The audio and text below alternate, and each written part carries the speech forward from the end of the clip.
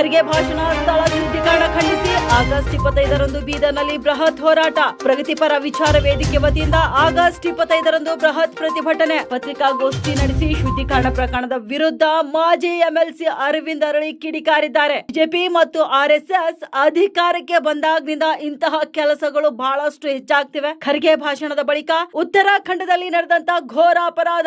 ಈ ಘಟನೆ ದೇಶದಲ್ಲಿ ಅಸ್ಪೃಶ್ಯತೆಗೆ ಉತ್ತೇಜನ ನೀಡುತ್ತಿದೆ.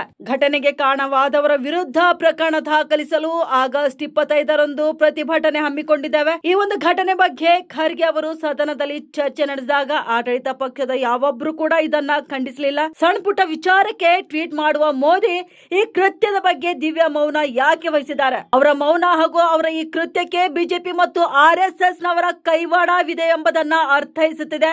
ಈ ಘಟನೆ ಕೇವಲ ಖರ್ಗೆ ಅವರಿಗೆ ಮಾಡಿದಂತ ಅಪಮಾನವಲ್ಲ, ಬದಲಿಗೆ ಸಂವಿಧಾನಕ್ಕೆ ಮಾಡಿದ ಅಪಮಾನವಾಗಿದೆ. ಒಂದು ವೇಳೆ ರಾಜ್ಯಸಭಾ ವಿಪಕ್ಷ ನಾಯಕನಿಗೆ ಈ ರೀತಿ ಅವಮಾನವಾದ್ರೆ ಜನಸಾಮಾನ್ಯರ ಪರಿಸ್ಥಿತಿ ಏನು? ಜಾತಿಗ್ರಸ್ತ ಮನಸ್ಸುಗಳನ್ನ ಶುದ್ಧೀಕರಣ ಮಾಡಬೇಕು.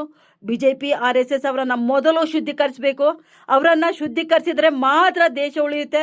ಆದ್ದರಿಂದ ಈ ಜಾತಿವಾದಿಗಳ ವಿರುದ್ಧ ಆಗಸ್ಟ್ 25ರಂದು ಬೃಹತ್ ಹೋರಾಟ ಹಮ್ಮಿಕೊಂಡಿದ್ದೇವೆಂದು ಬೀದರ್ನಲ್ಲಿ ಪತ್ರಿಕಾಗೋಷ್ಠಿ ನಡೆಸಿ ಮಾಜಿ ಪರಿಷತ್ ಸದಸ್ಯ ಅರವಿಂದ್ ಅರಳಿ ಹೇಳಿಕೆಯೊಂದನ್ನು ನೀಡಿದ್ದಾರೆ.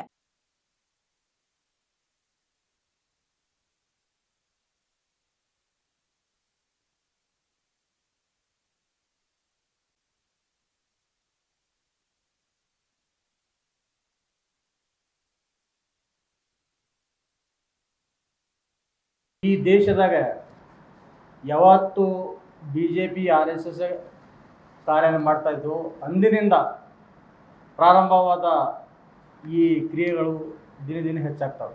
ಉತ್ತರಾಖಂಡದಲ್ಲಿ ಏನು ಈ ರಾಮಲೀಲಾ ಮೈದಾನದಲ್ಲಿ ಇನ್ನು ಶುದ್ಧೀಕರಣದ ಪ್ರಕರಣ ನಡೀತು. ಇದು ಘೋರ ನಿಂದನೆ. ಇದು ದೇಶದಲ್ಲಿ ಭಾತೃತ್ವ ಮತ್ತು ಅಸ್ಪೃಶ್ಯತೆಗೆ ಒಂದು ಉತ್ತೇಜನ ನೀಡುವಂಥ ಒಂದು ಕಾರ್ಯವನ್ನು ಮಾಡಿದ್ದಾರೆ. ಈ ಕಾರ್ಯವನ್ನು ನೋಡಿ ಅಲ್ಲಿನ ಗೌರ್ಮೆಂಟ್ ಆಗಲಿ ಕೇಂದ್ರ ಸರ್ಕಾರ ಆಗಲಿ ಸೋಮುಡ ಕೇಸ್ ಇಲ್ಲಿವರೆಗೆ ಮಾಡಿಲ್ಲ. ಅದಕ್ಕೆ ನಾವು ತೀವ್ರವಾಗಿ ಖಂಡಿಸ್ತೀವಿ. ಅದು ಕೇಸ್ ಮಾಡಲೇಬೇಕನ್ನು ನಾವು ಒತ್ತಾಯಿಸಿ ನಾವು ಬರುವ 25ನೇ ತಾರೀಕಿನಂದು ಒಂದು ಬೃಹತ್ ಪ್ರತಿಭಟನೆ ಹಮ್ಮಿಕೊಂಡಿದ್ದೀವಿ. ಪಾರ್ಲಿಮೆಂಟ್ನಲ್ಲಿ ಡಾಕ್ಟರ್ ಮಲ್ಲಿಕಾರ್ಜುನ್ ಖರ್ಗೆ ಅವರು ಈ ಬಗ್ಗೆ ವಿಷಯ ಮಂಡಿಸಿದಾಗ ಕೂಡ ಅವರು ನಡ್ಡಾ ಒಬ್ಬರು ಮಾತ್ರ ಇದಕ್ಕೆ ಉತ್ತರ ಕೊಡ್ತಾರೆ. ಏನಂದ್ರೆ ನಿನ್ನ ನೋಡ್ತೀವಿ, ತನಿಖೆ ಮಾಡ್ತೀವಿ, ಆ್ಯಕ್ಷನ್ ಮಾಡ್ತೀವಿ ಅಂತ ಹೇಳಿದ್ರು. ವಿನಾ ಇದಕ್ಕೆ ಖಂಡಿಸ್ತೀವಿ ಅಂತ ಅವ್ರು ಯಾವುದೂ ಹೇಳಿಲ್ಲ. ಆಮೇಲೆ ಈ ಮೋದಿ ಅವರು ಯಾವುದೇ ಒಂದು ವಿಷಯ ಆದರೆ ಒಂದು ಬೇರೆ ದೇಶದಿಂದ ಯಾರು ಗೆದ್ದರು, ಯಾರು ಏನರ ಆದ್ರು ಅಂದರು ಅವ್ರಿಗೆ ಟ್ವೀಟ್ ಮಾಡೋದು ಒಂದು ಅವ್ರ ಅಭ್ಯಾಸ ಅದ. ರಾಜಕೀಯವಾಗಿ ಅಥವಾ ದೇಶಕ್ಕಾಗಿ ಮಾಡಲ್ಲ. ಅವರು ಯಾವುದೇ ಒಂದು ಕಾರ್ಪೊರೇಟ್ ಸೆಕ್ಷನ್ಗೆ ಯಾವುದೋ ಒಂದು ಒಳ್ಳೆಯ ಕೆಲಸ ಆದರೆ ಅವರಿಗೆ ಅಭಿನಂದನೆ ಸಲ್ಲಿಸೋಕ್ಕೆ ಟ್ವೀಟ್ ಮಾಡ್ತಾರೆ. ವಿನಾ ಇಂಥ ಘಟನೆಗಳಿಗೆ ಇದೇ ಒಂದೇ ಘಟನೆ ಅಲ್ಲ, ಇಲ್ಲಿ ದೇಶದಾಗ ಭಾಳಷ್ಟು ಅತ್ಯಾಚಾರಗಳು ನಡೀತಾ ಇದ್ದಾವೆ. ದಲಿತರ ಮ್ಯಾಗಾಗಲಿ ಬೇರೆ ಲೇಡೀಸ್ ಮ್ಯಾಗಲಿ. ಆದರೂ ಕೂಡ ಅವ್ರು ಒಂದು ಯಾವುದಕ್ಕೂ ಕಿವಿಗೊಡಲ್ಲ, ಅದಕ್ಕೆ ಸ್ಪಂದನೆ ಮಾಡಲ್ಲ, ಮೌನ ವಹಿಸ್ತಾರೆ. ಯಾಕೆ ಮೌನ ವಹಿಸ್ತಾರೆ ಅಂದರೆ ಇದಕ್ಕೆ ನೇರವಾಗಿ BJP RSS ಬೆಂಬಲ ಇದೆ ಇಂಥ ಕೃತ್ಯ ಮಾಡ್ಲಿಕ್ಕೆ ಅನ್ನೋದು ನಮಗೆಲ್ಲ ಅರ್ಥ ಆಗ್ತದೆ.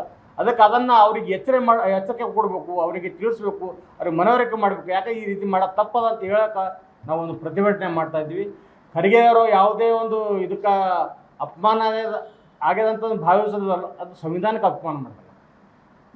ಖರ್ಗೆ ಅವ್ರಿಗೆ ಅಪಮಾನ ಮಾಡಿಲ್ಲ, ಸಂವಿಧಾನಕ್ಕೆ ಅಪಮಾನ ಮಾಡಿದ್ದ. ಯಾಕಂದ್ರೆ ಅವರು ಸಂವಿಧಾನಿಕ ಹುದ್ದೆ ಮೇಲೆ ಅದ. ಅವರು ಹಳ್ಳಿಯಿಂದ ದಿಲ್ಲಿವರೆಗೆ ತಮ್ಮ ಸ್ವಂತ ಬಲದಿಂದ ತಮ್ಮ ಬುದ್ಧಿಶಕ್ತಿ ಮೇಲೆ ಬಂದ್ದಾರೆ. ವಿನಾ ಯಾವುದೇ SC ಕಾರಣದಿಂದ ಬೇರೆ ಯಾವುದನ್ನ SC ದಿನಪ್ಪ ನನಗೆ ಮೇಲೆತ್ತರಿ ಮೇಲೆ ಸಹಕಾರ ಮಾಡಿರಿ ಅಂತ ಕೇಳಿರಲ್ಲ. ಅವರು ತನ್ನ ಸ್ವಂತ ಬುದ್ಧಿ ಬಲ ಮೇಲೆ ಬಂದಿದ್ದಾರೆ. ಅಂಥ ವ್ಯಕ್ತಿಗೆ ಈ ರೀತಿ ಅವಮಾನ ಆದರೆ, ಅಪಮಾನ ಮಾಡೋ ಒಂದು ಷಡ್ಯಂತ್ರ ಮಾಡಿದರೆ, ಹಳ್ಳಿಯಲ್ಲಿ ಇರುವಂಥ ಈ ಒಂದು ಮಿಡ್ಲ್ ಕ್ಲಾಸ್ ಪೀಪಲ್ ಆಗಲಿ, ಇಲ್ಲಿ ಜಿಲ್ಲೆಯಲ್ಲಿರುವಂಥ ಜನಗಳಾಗಲಿ, ಹಳ್ಳಿಗಳ ಇರೋವಂಥ ಜನಗಳು, ಅವ್ರ ಪರಿಸ್ಥಿತಿ ಏನಾಗಿರ್ಬೇಕು? ಅದನ್ನು ಶುದ್ಧೀಕರಣ ಮಾಡಬೇಕು. ಈಗ ನಮಗೆ ಎಲ್ಲ ಜನರಿಗೆ ತೊಗೊಂಡು ಹೋಗಿ ಇವರಿಗೆ ಶುದ್ಧೀಕರಣ ಮಾಡಬೇಕು. BJP RS ಶುದ್ಧೀಕರಣ ಮಾಡಿ ದೇಶ ಉಳಿತು, ಇಲ್ಲಾಂದ್ರೆ ದೇಶ ಉಳಿಯಕ್ಕೆ ಸಾಧ್ಯ ಇಲ್ಲ. ಈಗ ಮತ್ತೆ ಒಂದು 50 ವರ್ಷ ಹಿಂದೆ ಹೋದಂಗೆ ಆಗ್ಯದ ಈಗ ನಮ್ದು ದೇಶ. ದಿನೇ ದಿನೇ ಜಾತೀಯತೆ ಬೆಳೀತಾ ಇದೆ, ಕೋಮು ಗಲಭೆ ಆಗ್ತಾ ಇದ್ದಾವೆ, ಆತಂಕ ಹಮ್ಲಾಗಳು ಆಗ್ತಾ ಇದ್ದಾವೆ. ಅವರು ಮುಚ್ಚಿಡ್ತಾರೆ, ವಿಷಯ ತೋರಿಸ್ತಾ ಇದ್ರ. ಅದಕ್ಕೆ ನಾವೆಲ್ಲ ಇವರ ಪ್ರಕ್ರಿಯೆಯನ್ನು ನಾವು ಖಂಡಿಸಿ ಬರುವ 25ರಂದ ನಾವು ಬೀದರ್ ನಗರದಲ್ಲಿ ಒಂದು ಬೃಹತ್ವಾದ ಒಂದು ಪ್ರತಿಭಟನೆ ಹಮ್ಮಿಕೊಳ್ತಾ ಇದ್ದೀವಿ.